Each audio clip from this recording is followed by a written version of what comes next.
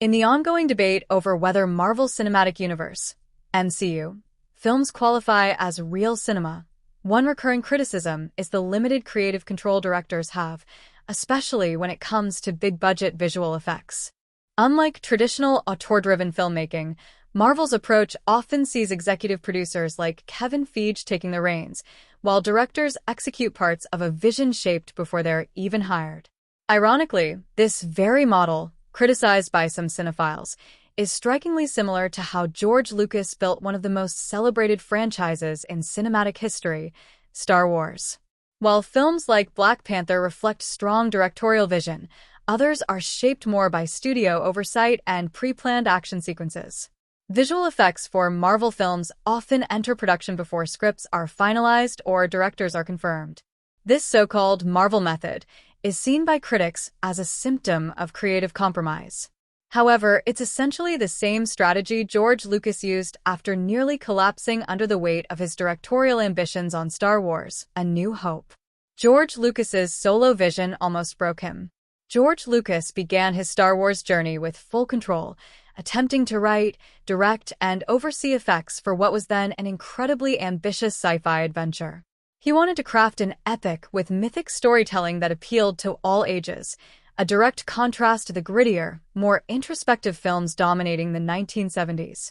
But with limited technology, a skeptical cast, and a production team unsure how to bring his vision to life, Lucas found himself overextended. He not only created the story and directed the film but also founded Industrial Light and Magic, ILM, to build the technology needed to realize it. The stress nearly broke him. Lucas was hospitalized for symptoms of a heart attack, later revealed to be severe exhaustion. While A New Hope was a commercial and cultural triumph, Lucas knew he couldn't do it all again. The Empire Strikes Back, delegating like a Marvel boss. Determined to retain creative control while avoiding burnout, Lucas took a different path for The Empire Strikes Back. He hired Irvin Kershner to direct and entrusted Lawrence Kasdan and the late Lee Brackett with screenwriting duties. Lucas remained deeply involved behind the scenes, guiding the story, overseeing special effects, and financing the project with his own money to maintain independence from studio interference. The model closely resembled today's MCU blueprint. Directors focused on performance and emotional depth while Lucas and his team managed the broader vision and visual spectacle. Kershner likened the experience to directing a Shakespeare play while the bard watched from the next room. It was a hybrid process, balancing collaboration and top-down control. Return of the Jedi and the rise of the showrunner-style filmmaking. When Kershner declined to return for Return of the Jedi, Lucas hired Richard Marquand, a capable director with little experience in effects-heavy productions. Marquand's role became even more specialized. He worked with actors and focused on capturing dramatic moments, while Lucas, Kasdan, and the ILM team handled action sequences and overall story direction.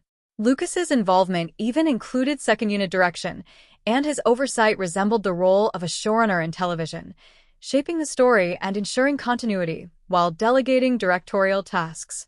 In the 2004 DVD commentary, Lucas admitted that by this stage, his production approach mirrored TV series hierarchies, where executive producers are the primary creative forces and directors simply get it on screen.